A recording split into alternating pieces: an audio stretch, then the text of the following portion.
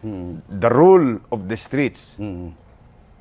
Honor among thieves. Yan ang umiiral sa kalye. Kaya yan, pag sinabi, para kay Edito, para kay Patito. Yun na yun. Laman na this. Kasi wala ka naman choice eh. Dahil pag hindi ka nagbigay, bukas wala kang tinda. Ganun ang buhay. Ang buhay, real talk na tayo. Sige, gusto niya ng details. Sige, sige. Hindi ka maggagayla.